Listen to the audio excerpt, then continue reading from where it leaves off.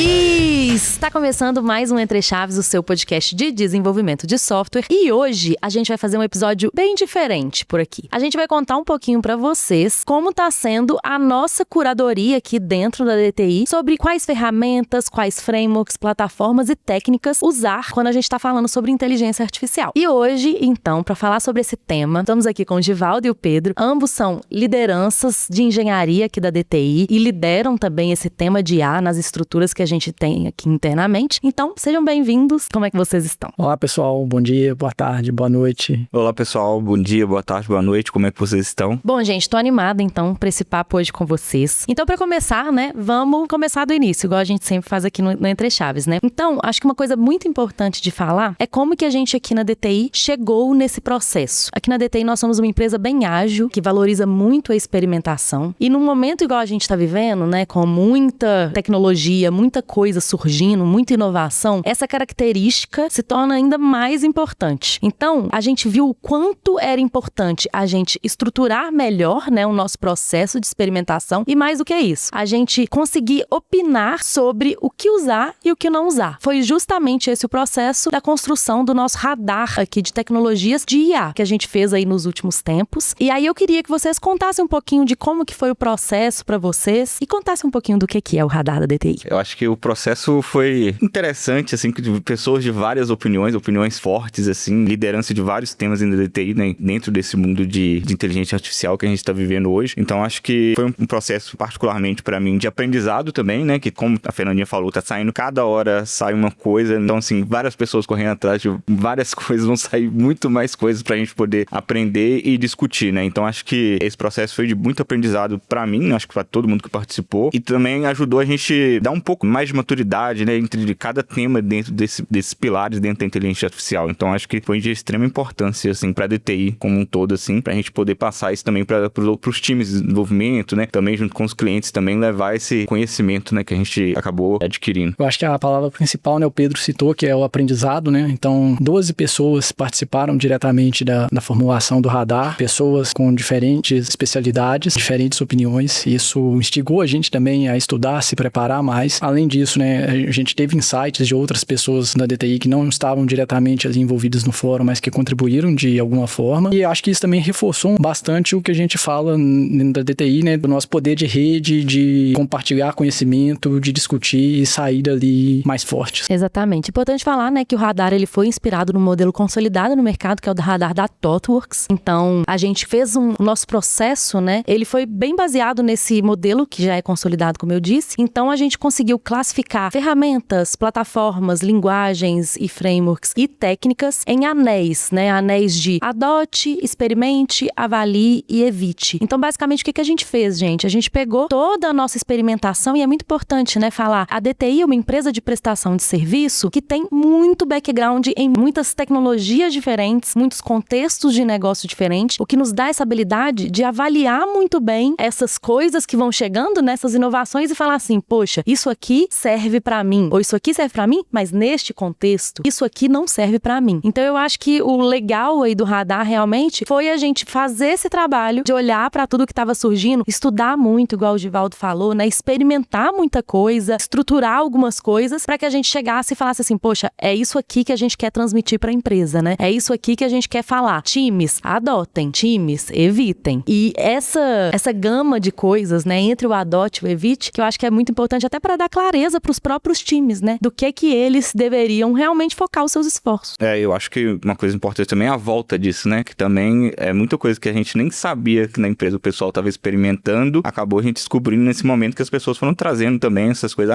eu já usei isso, e mostraram experiências na prática, né, então acho que foi bem interessante essa parte também de ver que a empresa não estava parada, né, a gente só não tinha talvez uma visão daquele momento, mas com todas essas pessoas de todas as áreas aí, na concepção do radar, a gente acabou descobrindo também essas outras tecnologias sendo usadas. Exatamente. Uma outra coisa que eu acho que é importante falar, assim, antes da gente entrar de fato nos itens que a gente quer aqui, conversar um pouco com vocês, né, tanto vocês quanto vocês, ouvintes também, é que a gente, há mais tempo, né, desde lá de 2023, a gente fala sobre aceleradores aqui na DTI. Radar não é o primeiro trabalho que a gente faz nesse sentido, né, de compartilhar e expor coisas que estão acontecendo. Elas começaram com os aceleradores do Evolve lá em 2023, que a gente começou, né, a gente compartilhar prompts, a compartilhar experiências, casos de uso, coisas assim que a gente foi já encapsulando desde lá de 2023, agora em 2025, a gente sentiu essa necessidade de estruturar isso um pouco mais com o olhar do mercado, mais do que um olhar interno. E é legal falar isso, eu acho que foi uma evolução mesmo de como aqui na DTI a gente percebia tantas inovações que estavam acontecendo, que a gente mesmo chegou a criar várias ferramentas internas que, claro, foram extremamente importantes na sua época de desenvolvimento, né? E continuam sendo. Só que é muito importante a gente ter um olhar muito treinado também para o mercado, para que a gente consiga falar assim, poxa, isso aqui que eu desenvolvi era muito bom para mim, mas, cara, veio ali uma Microsoft e lançou um outro negócio que o que eu desenvolvi aqui perdeu a força, né? Ou veio uma Anthropic, veio um Google. E, claro, é natural que essas coisas aconteçam, né? E isso eu acho que foi também um ponto muito importante que em 2025 a gente tomou de decisão de olhar muito mais para o mercado do que para coisas internas. E, claro, continuar desenvolvendo coisas internas quando a necessidade ainda não tinha sido bem tratada por inovações do mercado, né? Eu acho que um ponto importante nisso também, né, nessa questão da formulação do radar, é que a gente hoje é uma estrutura bastante descentralizada, né, e a existência do radar ali, ela dá um direcionamento estratégico para os times, né, como você disse, né, a gente está sendo inundado aí de novidades no mercado, né, a gente fazendo uma análise crítica ali, um crivo disso e dando esse direcionamento para os times, eu acho que facilita um pouco a evolução, os times conseguirem trabalhar de forma mais focada. É isso aí. Bom, então agora que a gente já falou um pouquinho do processo, como que foi, né,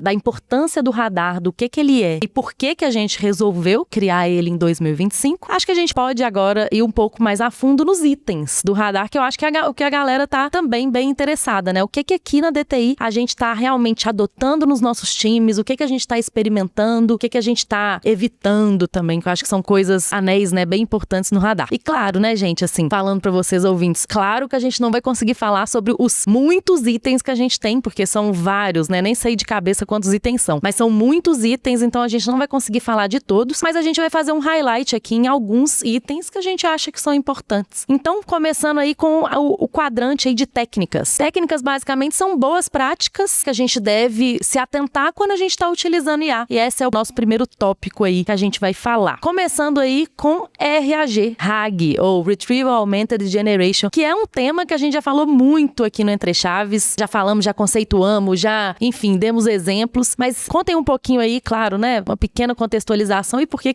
essa técnica tá no ADOT. O RAG, né, acho que ele veio aí, acho que foi um dos primeiros, pelo menos pra mim, as primeiras técnicas que eu vi nesse mundo de IA, assim, além de só simplesmente fazer uma chamada pra LLM, né, então acho que foi uma das primeiras técnicas, assim, que eu acho que ajudou muito, principalmente quando a gente quer falar com dados privados, né, dados que não estão públicos, né, que os modelos não foram treinados com eles, né? Então, assim, RAG basicamente é você, podemos pensar, você tem uma base de dados, só que você pega uma amostra de acordo com a pergunta que você fez, né, dentro dessa base de dados e envia como contexto para LLM, né? Então, isso aí ajuda ela a responder para contextos privados, né? Então, assim, eu acho que resolve boa parte de alguns problemas que a gente tem de contexto para não precisar eu mandar um documento imenso, eu vou lá e eu mando só a parte que interessa, né? Então, para LLM fazer aquela resposta. Então, assim, bem resumido, eu acho que é isso. Eu acho que é bem importante e pode, né, ser usado junto com outras técnicas, né? Também, né? Além da questão dos dados privados, também é bem importante em dados que sofrem atualização constante, né? Porque o treinamento dos modelos é bastante custoso, né? Bastante caro, então você ficar retreinando o modelo frequentemente acaba se tornando inviável, né? Então, se você tem dados que sofrem atualização constante, né? Você consegue fazer a ingestão deles usando aí o RAG e aumentando aí a eficácia do seu modelo. E o RAG, né, assim, como o Pedro falou, existem muitos casos de uso, assim, até empresariais mesmo. A gente tá vendo aqui clientes nossos trazerem pra gente dores que a gente consegue resolver com bancos vetoriais e essa técnica de RAGs, né? Por exemplo, eu tenho uma quantidade de dados que eu quero, de alguma forma, criar, né, um chatbot, conectar nesses dados e conversar com eles, né? Ou eu tenho uma gama de código e quero fazer a mesma coisa. Enfim, existem muitos casos realmente de uso, né, reais, corporativos, que a gente pode resolver com uma técnica como essa, que é uma técnica relativamente simples, né? Igual você falou, questão da revisão de código, né? Que é até uma coisa que tá no nosso ADOT também, né? Fazer revisão de código com IA, né? Você pode usar o RAG como uma forma para, em vez de você mapear todo o seu código, você usa lá o RAG para poder pegar só o que importa para aquela revisão de código. Então, igual eu falei, né? Você pode misturar várias técnicas aí para poder ter um bom resultado usando IA. Legal. E aí, só uma coisa que eu acho que a gente não falou aqui, não sei se a gente conceituou aqui para os nossos ouvintes. O ADOT, então, são técnicas, agora estamos falando de técnica, né? Mas são, então, tecnologias, coisas que a gente realmente incentiva muito os nossos times a explorarem, a usarem de fato no seu dia a dia. E a gente tem casos de uso reais aqui, documentados, que a gente também dá para os times, para eles se inspirarem, para eles até utilizarem. Essa própria técnica, né, do RAG, a gente tem uma ferramenta aqui interna que a gente desenvolveu e que a gente consegue, né, os próprios times conseguem ver o código-fonte, enfim, utilizar aquele código, se inspirar naquilo. Então é importante falar, né, o adote, então, é esse anel, que a gente realmente tá falando com os times assim, adota, olha o seu caso de uso, isso aqui provavelmente resolve alguns dos seus problemas. Use sem moderação. Exatamente. Até puxando isso que você falou, Pedro, da revisão de código, acho que pode ser o próximo item que a gente vai aqui, a revisão de código auxiliada aí, né, aumentada também por IA. Como que é esse item aí? A revisão de código, para mim, ela acontece em 2 momentos, né? No momento do próprio desenvolvimento, que hoje dentro das IDEs, mas também tem um momento lá que é o momento do pull request, né? Do merge request lá que você abre, né? E pede outra pessoa para revisar. Isso, geralmente, a gente gasta um tempo, né? Então, por que eu não usar a LLM, a IA, para poder fazer essa revisão de código de forma automatizada, né? Lógico, eu não vou deixar passar, né? Tipo, só a IA vai fazer a revisão, né? A IA vai fazer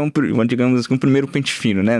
No meu código, pegar coisas para eu ganhar horas ali com o desenvolvedor líder, que ele pode estar fazendo outra coisa, e aí ele vai passar ali refinando aquela análise que a IA já fez, né? Então, assim, é extremamente importante, né? Eu acho que é um dos viés que a IA veio para resolver, é de a gente acabar gastando tempo com aquilo que a gente realmente precisa, né? Então, a revisão de código, ela é necessária, mas a gente pode reduzir esse tempo. Então, acho que é extremamente importante a gente usar nosso fluxo de trabalho, né? Pensando até um pouco em produtividade. Esse mundo já tá querendo que a gente fique cada vez mais produtivo. Então, assim, no mundo do desenvolvimento é extremamente importante ter uma ferramenta de revisão automatizada. Exatamente. E aí eu acho que uma coisa importante de falar, né, é que, claro, a revisão de código, ela é extremamente importante, ela pode ser acelerada, mas é óbvio que aqui a gente não tá defendendo que ela só exista a revisão por IA, né? A gente tá defendendo que uma primeira revisão sempre seja feita pela IA, porque você vai, como você falou, né, diminuir o tempo do seu tech lead lá, do seu DL, do seu desenvolvedor líder, ou de alguém, às vezes, do cliente que gasta, né, que às vezes tem muitos times aqui, né, que a gente tem um processo de revisão de código que é moroso, que entra numa fila lá do próprio cliente para aprovar o nosso código. Então, fazer uma revisão por IA antes já nos ajuda a resolver um tanto de coisa, né, para que esses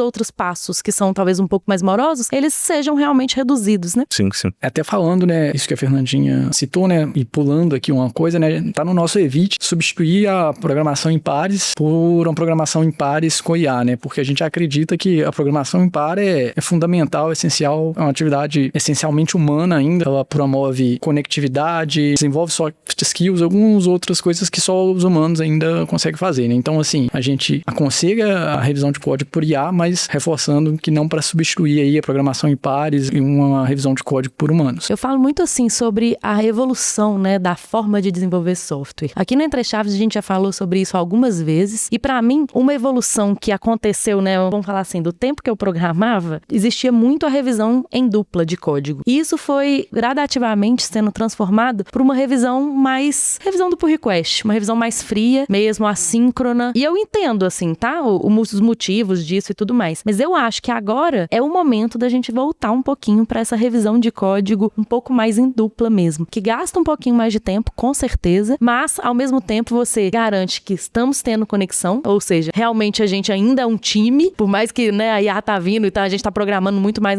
mas a gente tem um time, a gente tem pessoas e a gente revisar códigos em dupla ajuda até em outro ponto, que é em garantir que o desenvolvedor tá entendendo o que ele tá produzindo. Entendendo, aprendendo também, né? Porque eu acho que é uma coisa essencial acho que é uma polêmica aí que o pessoal vai substituir o desenvolvedor. Acho que não, igual a Fernandinha falou, mas acho que a forma de treinar novos desenvolvedores, ela vai estar, né, muito nessa parte da revisão de código, né? De garantir que a pessoa entendeu o que ela fez. Ela pode simplesmente, assim, pedir pra IA fazer, ela vai fazer, pode ser que esteja tudo certo, mas ela não entendeu nada, mas a revisão de código em dupla ali vai ser esse momento ali que vai estar com o DL vai questionar ele, por que você fez isso, por que você usou tal abordagem e tal, pra mostrar que ele sabe e, consequentemente, a gente tá treinando ele. Então, acho que vai ser a forma da gente treinar as pessoas, sabe? Pra gente ter, né, os futuros desenvolvedores sêniores, arquitetos, etc. E aí, só mais um ponto aí nesse item, né, da revisão de código, tanto do momento do código quanto na revisão do pull request. Importante falar que aqui na DTI, né, como a gente aqui tá falando, é um episódio que a gente também tá compartilhando coisas que a gente tá evoluindo internamente, investindo internamente, né? A gente também tá encapsulando prompts, por exemplo, para revisão de código. A gente tem, né, agentes aí, tasks, por exemplo, do Azure DevOps para revisão de código no pull request. Então, são coisas que a gente vem vem evoluindo justamente porque a gente entende o poder dessa técnica de revisar o código primeiro com IA. Beleza, vamos passar pro próximo item aqui. Tá no nosso anel de experimente, que é a utilização de IA para entendimento do legado. Basicamente, né, é você usar IA para documentar o seu legado, entender as regras que você não sabe, fazer uma arqueologia do seu legado, coisas assim. E aí, o que vocês têm a dizer sobre esse item? Bom, né, a gente tem códigos legados aí com 150 mil linhas de código, até mais que isso, 200 mil. Para um ano, explorar todo esse código para ter um entendimento é uma tarefa custosa, né,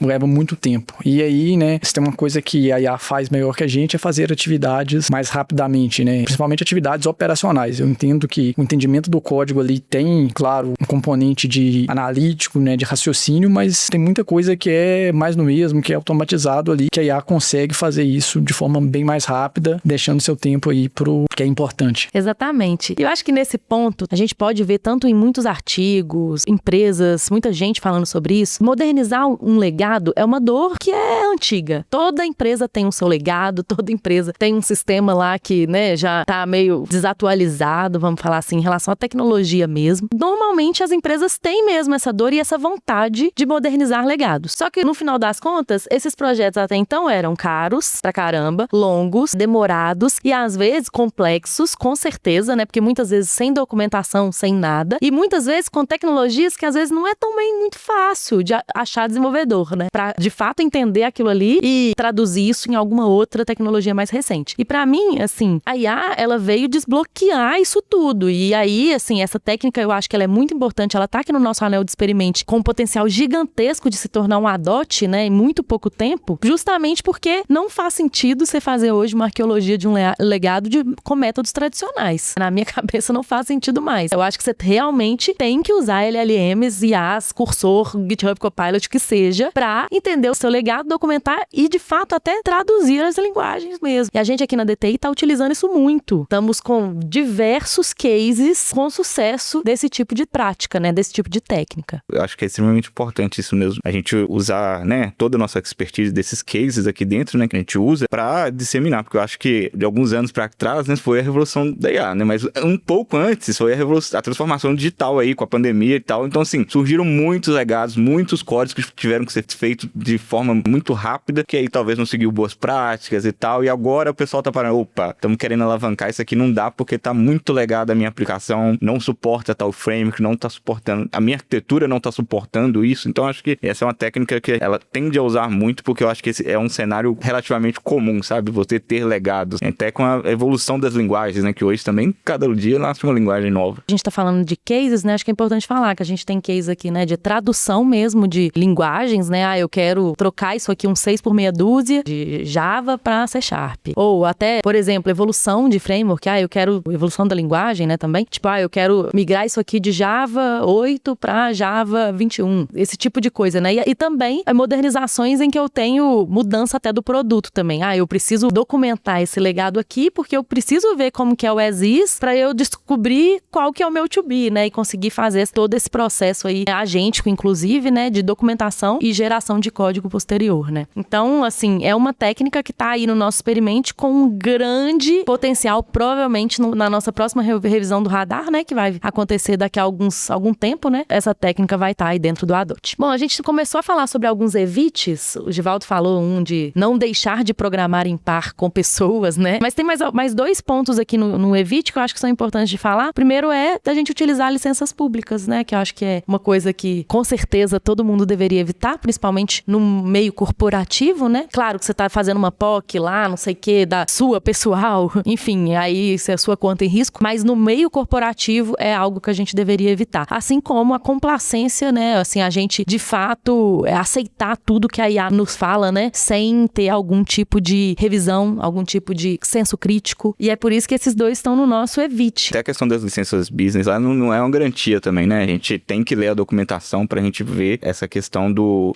que tá acontecendo ali por trás dessas plataformas, essas IDEs aí, né? Se estão armazenando informação e tal, pra garantir que realmente a gente tá usando softwares que não vão roubar dados, não vão deixar, principalmente a gente que trabalha com muitos clientes aqui dentro da DTI, né? Vão acabar expondo dados do cliente, né? Então, essa análise do radar, a gente teve que analisar caso a caso para todo item do radar que a gente fez, né? Então, a gente fez essa análise de segurança aí até o head de segurança, o Dantas, né, participou, foi extremamente importante garantir que tudo que está no radar, né, dentro dos ciclos que não são o Evit, né, sejam ferramentas que podem ser usados sem medo, né, sem medo de expor algo do cliente. Como você falou, né, com licenças corporativas, business, enterprise, que são licenças que normalmente, por padrão, já vêm configuradas, né, para uma zero retenção de dados, ou, né, não compartilhamento de prompts ou de dados, de código com as próprias ferramentas para a própria melhoria delas. Então, normalmente, as licenças business, enterprise, são licenças que têm esse tipo de comportamento por default, né, e você nem consegue, normalmente, mudar isso. E isso é muito bom. Dá uma segurança pra gente, Dá uma né, segurança, com certeza. Em relação a esse item, né, que também tá no nosso Evit, de complacência, né, de não revisar, né, de aceitar tudo que a IA faz, eu queria só um pequeno aqui, rapidinho, sobre o vibe coding, né, que quando a gente fala um pouco desse termo vibe coding, eu acho que o próprio criador do vibe coding, ele veio um pouco com essa ideia de ser um flow mais livre, que eu vou conversando com a IA, dando requisitos, e ele vai criando coisas, e é isso. E claro, quando a gente fala sobre uma empresa corporativa, né, uma empresa que desenvolve software para clientes de uma forma empresarial, quando a gente fala de um mundo corporativo, claro que a gente tem que tomar muito cuidado com esse tipo de coisa, né? Então, acho que é muito legal a gente falar, né, que o vibe coding é uma prática que é importante a gente entender os princípios dela, falar assim, poxa, eu às vezes posso mesmo colocar requisitos aqui na minha IDE e ela vai me dar um tanto de coisa, mas é óbvio que eu tenho que revisar. É óbvio que eu tenho que ver se está atendendo meus padrões de segurança. É óbvio que eu tenho que entender se ela está atendendo meus padrões no meu código, os padrões que eu mesmo criei, né? Então, é óbvio que esse tipo de coisa é importante. E eu tô falando isso só porque esse termo, né, do vibe coding, ele tomou uma proporção também muito grande, né? E tá todo mundo falando sobre vibe coding hoje em dia. Nessa questão do vibe code aí, acho que além da questão da revisão lá que a gente falou, que é extremamente importante, né, fazer a revisão em pares, também entra um pouco que a DTI tem isso no DTI Flow dela, do entendimento da história, sabe? Você tem que conseguir visualizar o que você quer que a IA faça, sabe? Pra garantir realmente, igual você falou, que ela siga os padrões que você quer, de segurança, de código e de entendimento do funcionamento, né? Então, acho que isso também traz essa importância para esse processo, né?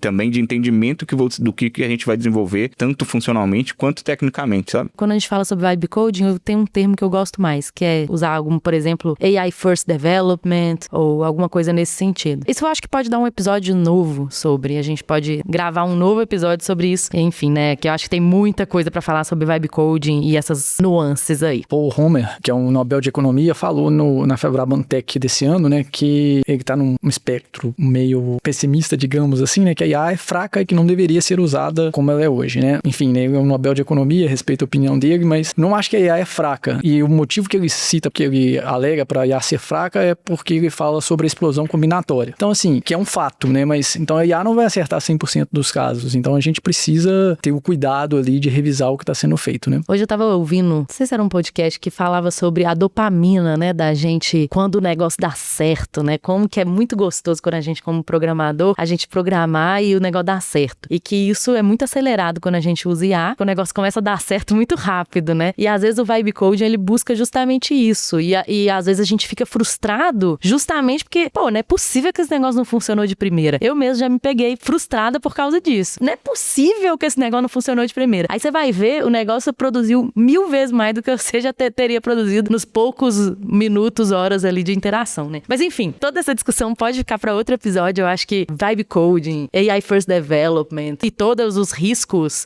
/benefícios que isso gera pode ficar para um outro episódio. Bom, vamos agora pro próximo quadrante que a gente tem aqui, que é o quadrante de ferramentas. A gente falou muita coisa sobre técnica, tá, gente? Então, assim, os próximos a gente vai falar sobre um pouco menos de coisas, mas são coisas que a gente realmente acredita que são importantes aqui. Então, na parte de ferramentas, a gente gostaria de trazer aqui o Copilot, né, que tá no nosso anel de Adote, e o Cursor, que tá no nosso anel de Experimente. A gente já falou muito, né, gente, sobre Cursor, sobre Copilot aqui no Entre Chaves, mas agora a gente vai dar uma visão do porquê que aqui na DTI a gente tá adotando o Copilot e porquê que a gente tá experimentando o Cursor. Sobre o GitHub Copilot, né, eu acho que, assim, foram uma das primeiras copilotos, né, que saiu aí no mercado, ainda mais de forma business, né, eu acho que é importante falar isso. Então, a gente acabou, ele tá no nosso Adote, um dos motivos é esse, e também na questão de licenciamento da empresa, toda uma outra parte talvez mais burocrática, mas não quer dizer que a gente não olhou para outras ferramentas, né? Então, assim, ele tá no nosso Adote muito por isso, e também, assim, não vamos falar que é uma ferramenta ruim, é uma ferramenta ótima, que também deve ser usada com outras técnicas. A Fernandinha falou aí do iFirst e tal, que o pessoal fica muito frustrado, né? Ah, por que o GitHub Copilot lá eu mandei um um comando, ele não me deu a resposta correta. Talvez ele não tá configurado corretamente. Então, assim, usar técnicas também para poder evoluir a ideia, para dar um contexto muito bom do seu código, de boas práticas que você quer que ele siga, né? E assim, uma outra coisa importante também, os modelos usados também fazem total diferença no resultado. Então, assim, o GitHub Copilot, hoje ele tá no nosso adote aí, muito porque ele foi uma das primeiras e também em questão de licenciamento hoje da empresa, né? Mas não quer dizer que a gente não olhe para outras, né? Exatamente. Eu acho que tem um outro fator importante também, que o custo dele é um pouco mais baixo do que as outras ferramentas, né? E o Copilot, gente, ele tá correndo um pouco atrás aí do Cursor, né? Em relação ao modo agente dele, que foi lançado depois, né? O Cursor, ele já é uma ideia agêntica, né? Então, o Copilot, ele, a princípio, pelo que dá para entender, né? Ele não foi projetado inicialmente para ser algo agêntico, né? Ele foi projetado para ser um assistente de código e tá evoluindo agora, com um pouco mais recente aí, para ser de fato um ator, né? Um agente para te ajudar a programar. Mas ainda assim, como o Pedro falou, acho que tem muitas coisas boas, muitas formas de melhorar o próprio Copilot, gerar código e tudo mais. Enfim, eu acho que é uma ferramenta muito boa, mas o nosso ponto aqui, que eu acho que é importante, estamos hoje como empresa adotando o Copilot, experimentando várias outras, e o Cursor, por exemplo, é uma das que provavelmente aí vai entrar num adote em breve, né? Uma vantagem do GitHub Copilot, né, que ele não tá preso à ideia também, né? Ah, sim, total. Então ele é multi-ideias, então assim, isso facilita, porque isso acaba sendo uma restrição, às vezes, que o pessoal vai, vou ter que ir pro VS Code, mas eu tô aqui no meu Visual Studio aqui e tal. Assim, lógico que não deveria ser uma barreira, né? Mas isso facilita no desenvolvimento do dia a dia, né? A pessoa tá acostumada na ideia dele, já tá com tudo pré-configurado, então é uma vantagem, assim, que hoje talvez ela tá acima um pouco do curso nesse tópico, né? De questão de ser multi-ideias. E é muito, muito legal você ter lembrado disso, que eu acho que isso é muito importante para nós, como nós somos uma empresa de prestação de serviço, a gente lida com milhões de tecnologias de clientes diferentes e tem cada um usa uma ideia diferente, né, de uma forma diferente, e o Copilot, querendo ou não, dá essa flexibilidade mesmo do cara tá ali com a ideia que ele já ama e utilizar o Copilot. Tem até um artigo depois, a gente, como eu falei, pode vir num outro episódio que fala, né, sobre aí a produtividade, a diferença de produtividade, de migrar a pessoa de ideia, mas dar um cursor para ela, por exemplo, que vai ser uma ideia agêntica, ou manter ela na ideia que ela já ama, já tem atalhos, já tá tudo configurado, já tem plugins. E aí, né, qual que é a diferença de produtividade? É um novo episódio aí também. O Cursor, né, a gente tá colocando como experimente, né, Pedro e Fernandinha falaram sobre o Copilot, né, que é a ferramenta que a gente tá colocando como adote, né, e o Cursor, pra quem não sabe, né, é uma ideia derivada do VS Code, focada ali no uso de IA de forma agêntica, né, então ela potencializa bastante aí o Vibe Coding, né, e ela traz algumas outras coisas como as rules, né, que é onde você vai definir ali os padrões dos seus projetos, as regras que você quer que a IA siga, né, para que ele gere um código ali mais aderente ao seu contexto, né. Então a gente tem experimentado, tem tido muito bons resultados com o Cursor, e eu acho que é uma ferramenta que tem crescido bastante no mercado aí também, especialmente pelo modo agêntico e a questão das rules ali. Exato, o Cursor ele é um pouco mais caro, né, do que o Copilot, na licença Business, né, acho que no Cursor chama Team, no Copilot é Business, o Cursor custa $40, enquanto o Copilot custa 20. Então, é uma diferença significativa, né, e eu acho que o legal aqui de falar, pessoal, para vocês entenderem o nosso processo de curadoria, é muito isso, a gente fica testando, por exemplo, né, a gente tá com o Copilot aqui, como o Pedro falou, foi a pioneira, foi a primeira que a gente selecionou, mas a gente tá olhando para um tanto de outras. Aí o Cursor começou a vir com mais força. Aí a gente começa a ver resultado, começa a comparar mesmo os resultados, métricas dos times, satisfação também, né, das pessoas que estão utilizando. E aí, o nosso processo de curadoria, ele vai fazer isso. Naturalmente, se, né, a gente concluir isso, o Cursor vai tomar o lugar do Copilot. É isso, né? Então, assim, acho que o que a gente tá querendo expor aqui nesse episódio, né, é também o nosso processo e a forma como a gente tá olhando para isso de fato, né? E aqui, no nosso caso aqui, o Cursor, ele realmente tem tido resultados melhores, mas é isso, também tem que ficar pesando custo-benefício, né? A gente tem que encapsular certas boas práticas, porque tava lendo um artigo recentemente que fala que o desenvolvedor, para ele começar a ter ganhos de produtividade com o Cursor, ele tem que ter 50 dias ou mais de utilização. Ou seja, realmente é uma curva. Por quê? Porque o cara migra de IDE, é uma das coisas, porque ele começa a lidar ali, até que ele explora a ferramenta, até que vai. Então, assim, tudo isso entra na nossa balança da curadoria. Uma mudança de forma de trabalho. Exato, tudo isso entra. Então, na hora que a gente tá avaliando, tudo isso vai contabilizando. E nesse momento, o Copilot ainda é o nosso adote. Talvez daqui em breve, o Cursor vai vir aí pro adote também, vai ser uma briguinha boa. As coisas são bem dinâmicas e estão evoluindo bem rápido. A gente tá falando aqui do Cursor, né, da popularidade dele por causa das rules. O Copilot Copilot agora já tá as instructions, que é bem similar. Então, o Copilot também está evoluindo, né? E tem a Microsoft aí por trás investindo, né? Então, não dá para subestimar que eles vão evoluir e chegar no nível do cursor ou, quem sabe, até passar. Então, é uma avaliação contínua, né? E vai depender muito do contexto também. A gente já tá, daqui a pouco, avaliando o Kiro aí, né? Kiro vem aí. Já vai vir um episódio qualquer hora aí sobre ele. Mas já deu um cheiro muito bom, né? O Kiro é uma IDE que foi lançada essa semana agora, passada, pela AWS, né? Pela Amazon aí. E parece estar vindo brigar pelos primeiros lugares. Esse aí também vai vir um outro episódio sobre. Beleza, vamos agora falar sobre plataforma. A gente pode falar que as plataformas são um conjunto de ferramentas, né? Alguma coisa ali que a gente consegue utilizar de uma forma com mais de uma funcionalidade, né? Podemos falar alguma coisa nesse sentido. E aqui a gente tem duas plataformas que a gente adota aqui na empresa. Primeira é o Azure AI Foundry e depois o Creative Studio. O Creative Studio é uma ferramenta interna, mas que a gente vai dar um pouquinho de detalhes aqui para vocês. Mas vamos aí no Azure AI Foundry. Bom, o Azure AI Foundry é a plataforma unificada aí da Microsoft, né, para o desenvolvimento e deploy de modelos de inteligência artificial e LLMs, né, destacando aí a OpenAI. Eu acho que todas as Big Techs aí que tem cloud aí, elas tendem a ter as suas plataformas de IA, né, para poder facilitar o uso, né, falando até um pouco de segurança, né, que tem toda uma governança de segurança atrás dessas plataformas para garantir o uso. Então, assim, por exemplo, se eu fosse subir um modelo privado dentro da minha infra on-premise, né, eu teria que preocupar com isso tudo. Segurança, questão de uso de recursos, subir máquina. Nessas plataformas eu não preciso preocupar com isso, né, porque já tá lá, eu pago pelo uso do serviço, né, e não preciso ter essas preocupações de segurança, de infra. Então, assim, eu vou lá, simplesmente, né, às vezes eu preciso treinar o modelo, fazer um fine-tuning, alguma coisa assim do tipo, mas assim, eu foco no que realmente eu preciso focar, né, na entrega de valor da IA, não ficar preocupando o que vem por trás disso, né, como é que foi a infra, eu não preciso saber. Vou só usar aquele serviço ali e aquilo